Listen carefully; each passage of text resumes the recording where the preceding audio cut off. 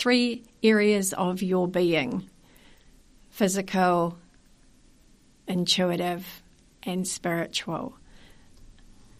So maybe that's part of the sorting out, the sifting out, the trying to keep each thing in its space and place. Right, so we've done that. Now I'm going to change track, okay? And we're going to go into the area of health, okay? I am not a doctor. You go to see the doctor if you have any health problem. It's as simple as that, okay? I'm talking about, and it really does apply to what I've been saying about this month, you know. Maybe there's something with your health that it could be your food, your drink, your activities, including like your work and stresses around work and family, and even just with yourself. You know, if you're arguing with yourself and not forgiving yourself for having problems or not doing enough or having all kinds of stresses around things, which really is a form of self-punishment because you're holding yourself to account, okay, then you will have problems with your skin. Yeah. And our body shows our experiences, our thoughts, and our emotions.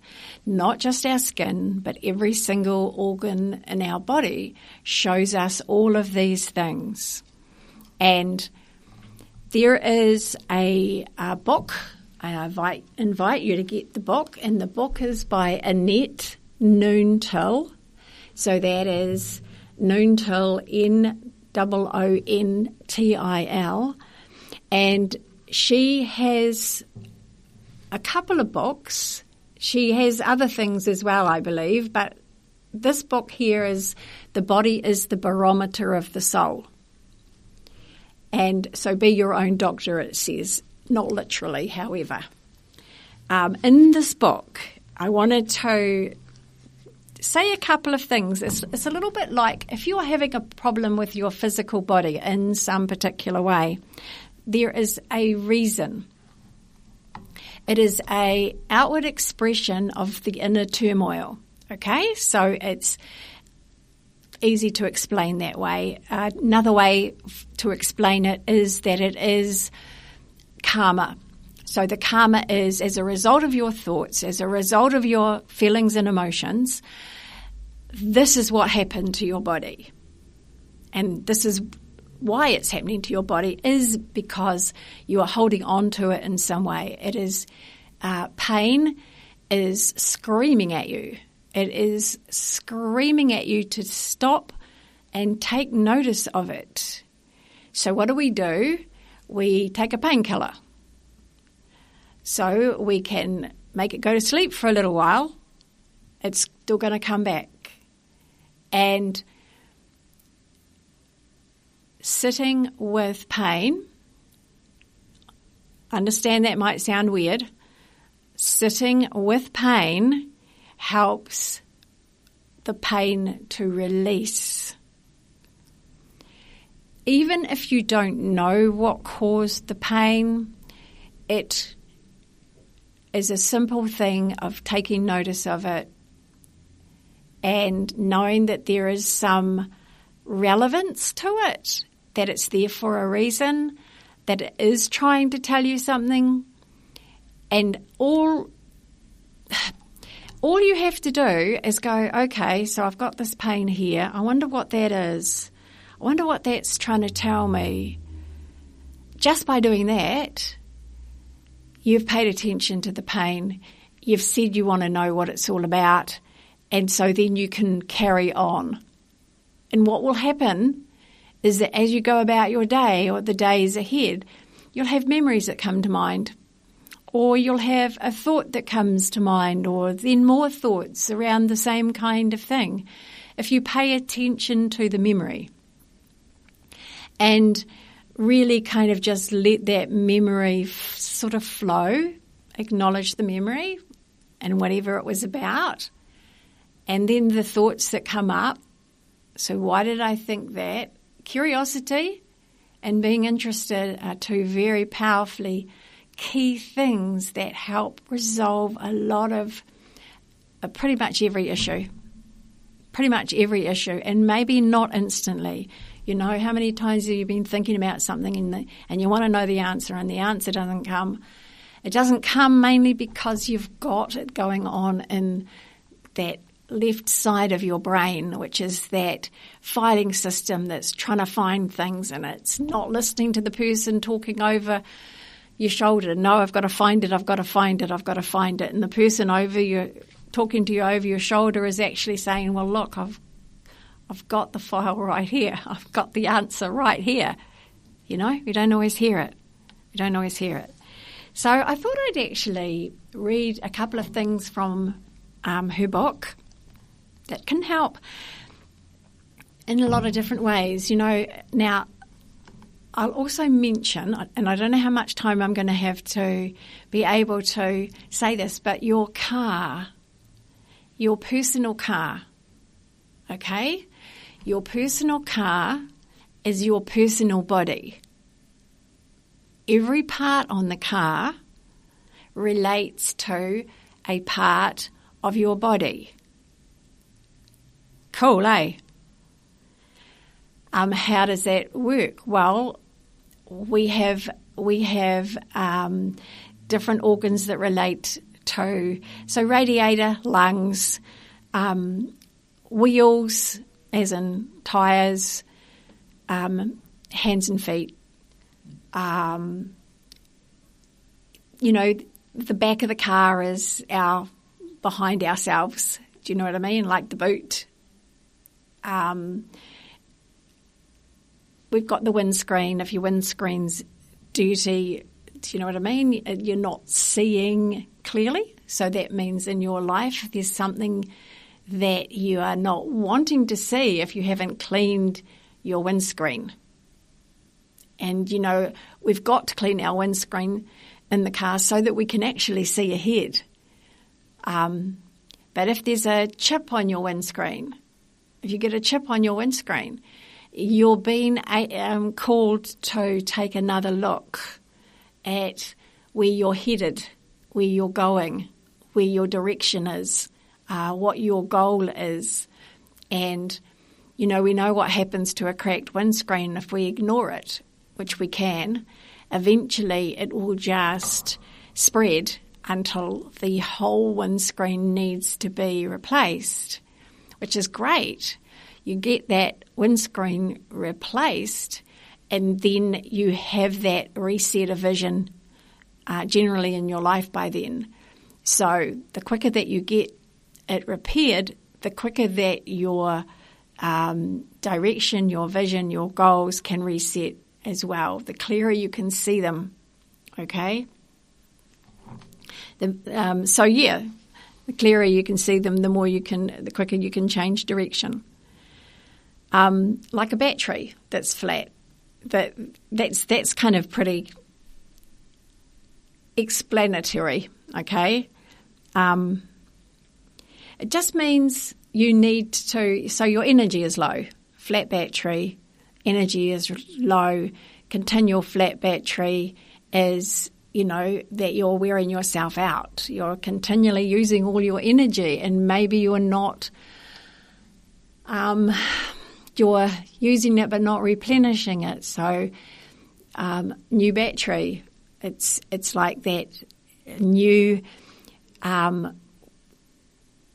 realization that you need to do something to kind of feed your energy, to lift you up again, to reboost your energy and rejuvenate, yourself. So different things. So let's have alternator. I'll do alternator because sometimes the small problems are the things that happen first. And what she says about this, she says you generate your power through letting yourself just flow, okay? And you then can just be without putting strain on yourself to perform. So pretty much you just can, if you just flow with things, if you just let things in your life flow as they flow, then you can do it without putting any strain on yourself. It's like then it doesn't cause you any stress. Then you don't have to perform. You don't have to actually do anything. You can simply just go with the flow. It's a good saying. So the alternator problems in your car are to do with you are not going with the flow. You are putting too much strain on yourself to perform in some way, to do something that's unrealistic for where you're at the moment. Sometimes we go to work when we're sick. That is putting unnecessary strain on yourself. So, and then the other things are little bumps and little scrapes, right? You know how your car gets these little bumps and little scrapes and they're not your fault and it's because somebody did those to your car. Or maybe you had a bump or a scrape yourself. It's not, everything is energy. We attract things without wanting them. Our energy vibration attracts similar energy vibrations, if you know what I mean. So I'll just quickly go through if you've had a bump, right? So first things, these are right into the front of the car. Okay, so if you've nudged your car too far forward, it says that you are blocking your direction to grow and to go forward. So in some ways, you're doing something to stop yourself from moving forward and from growing. Now, if the bump is on the left side of the car, you're being told with a jolt to look into your spiritual direction and learn from everything you do. So it's kind of giving you a little bit of a nudge. I would also add it's giving you a nudge into being a bit more exploring a creative side of you, whatever that might be, but being interested in that and then doing something more about it. A bump that's at the back of the car, which we said before, is pretty much telling you need to go forward and change something about yourself or within yourself. So a bump in the right side of the car. So that's your physical direction. So your physical direction, money direction, needs to be looked into. It says here you could be thinking you are greater than when communicating. So maybe communicating and not realizing that you are seeming to the other person like that you're better than them or something like that. What else does she say?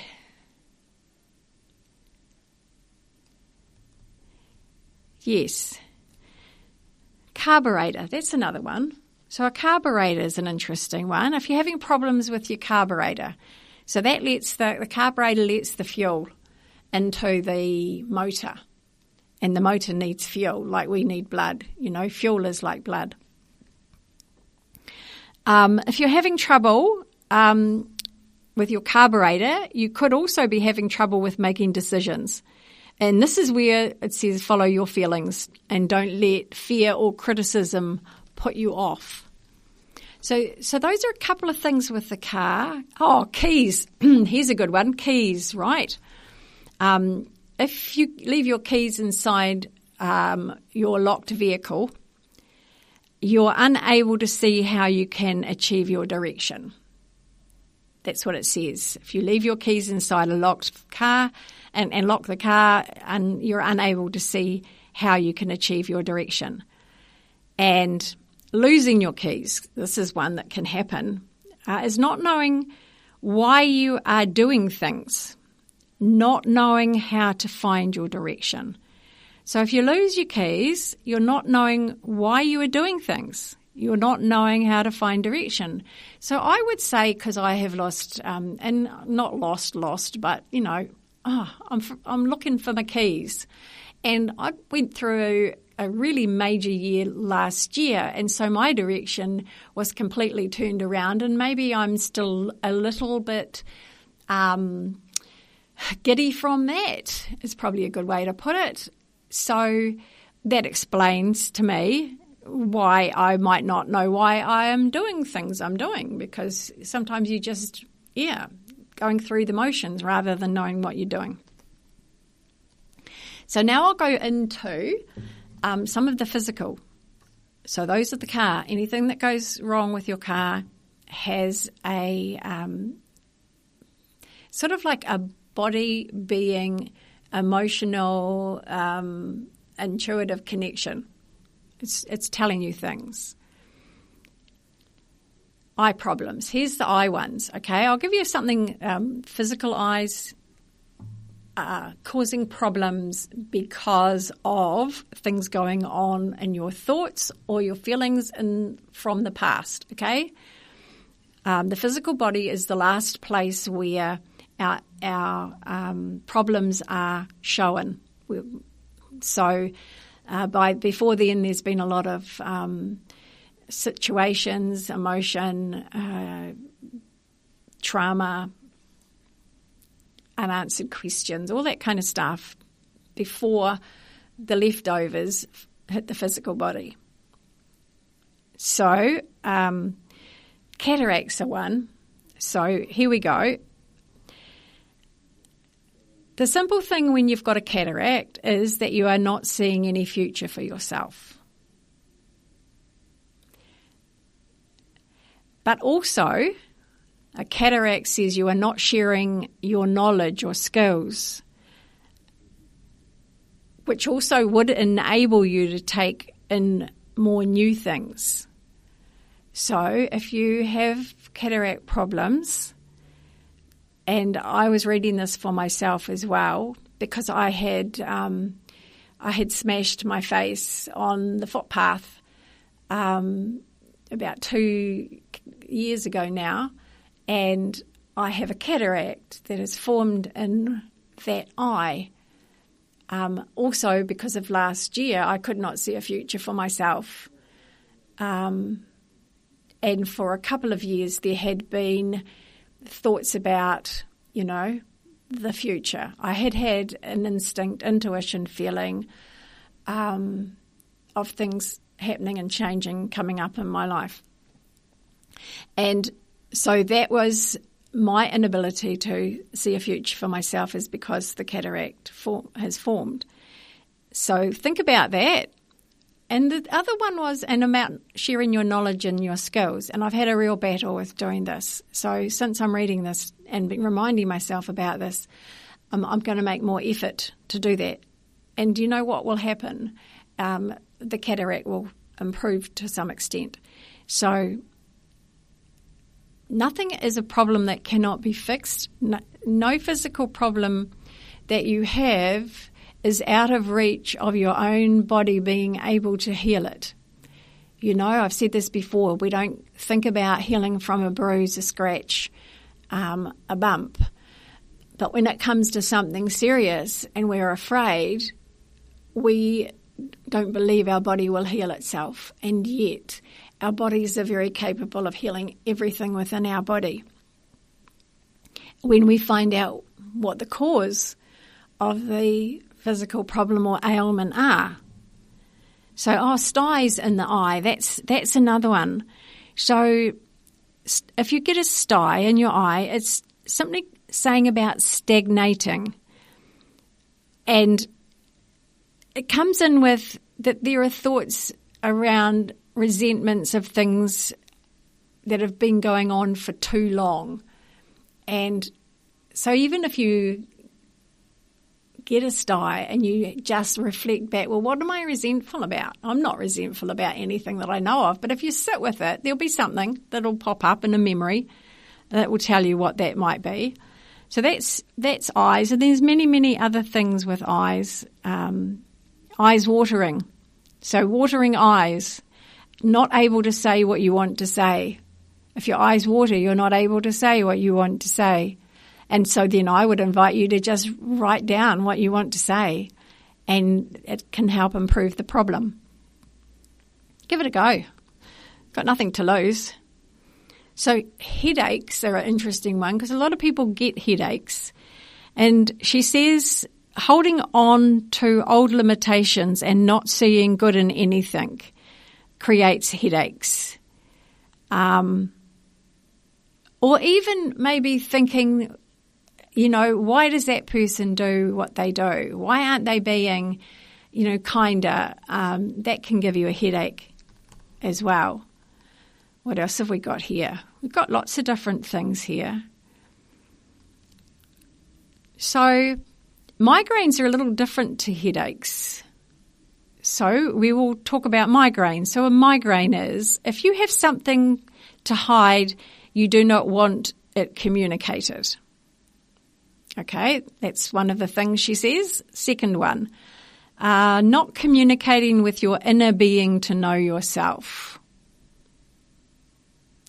The next one is, for migraines, is not believing you can stand up for yourself and say what you want or need to say, I would say. Another one for migraines is this is all the cause of migraines. Letting others tell you what to do and not communicating to them that you dislike being told what to do. So that's for migraines. And all of those things, if you change them, can change the state of a migraine. So there is, teeth are interesting. Oh, grinding of teeth. Fearful of doing your soul's plan. People that grind their teeth are fearful of doing their soul's plan, she says. Clenched teeth is another one. So if you clench your teeth, it says you have a fear of some sort that is stopping you from believing in what you do or say. So tiredness, and we can all relate to tiredness. So tiredness. Tiredness is about not planning and running out of time. That's one. Like there's many for tiredness. Just bear with me. Tiredness. Being a perfectionist. Some of these might relate to you and some of them may not. Tiredness is outflowing your wisdom without taking in new learning. Giving too much without learning from it. So wisdom is useful, helpful, insightful information. But if you are tired, you are not taking anything in for yourself. But she says new learning. So it's like feed yourself with something new, different, and then you won't be quite so tired. Tiredness again. Doing something or not doing something that is going against the plan of your soul. Doing something or not doing something that is going against the plan of your soul. So, another one for tiredness is not wanting to do your direction, so it is an escape. Tiredness can be an escape, okay? Just because you don't want to do what your direction is. So that's not about something you're told to do. It's about that maybe that thing that you're told to do is part of your direction, and that's what makes you tired, not wanting to do it. Tiredness again. So she says not regrouping or summing up what you have learned makes you tired. So maybe too much information, overwhelm, overload, and I know I've been there recently. But also tiredness is around not knowing how to communicate. So what else will we look at? We've got a little bit more time. Accidents, okay? So she's written about accidents. So here we go. It says, if you go around aimlessly without a purpose, accidents will happen. So you will have something to regroup and work out why you had the accident. Right. And that's generally what happens. If we do have an accident, we go, what? Why? What's going on? What was I doing? Why was I doing that? And she says about accidents that nothing is a coincidence. Everything happens for a purpose, even to just stubbing your toe. Your direction would need to be attended to in some way, okay? So any kind of accidents are that something has to be attended to in some way. That applies to your direction. Also, you most probably were in the wrong place at the wrong time. Okie doke, we can relate to that. Also with accidents, the area where you were injured is where you need to do something about, I don't understand what she says there. The area where you are injured, that could be on your body, is where you need to do something about it. So that makes sense, because any part of your body is giving you a message and information, and you need to do something about it. And I mean, I've got a whole book here. It could take hours to go through this and let you know everything about it. But if you wanted to contact me at any time, if there is something that you would like to know how to resolve, things to say, how to deal with it, my phone number is 027 4166 545. I am available for help in all kinds of situations. I also use my intuitive senses, clairvoyance, intuition. I use tarot, but don't have to. Anything that you have an issue or problem with, even if it's a past one, past someone who has left, I have the ability to contact and relay information that is often quite settling, can bring about peace. And on that note, lovely people, this has been your radio station, Radio Hawke's Bay. I am Gail, and this has been life coaching of all kinds. And have a absolutely fabulous few weeks before I talk to you again. Namaste. Take care.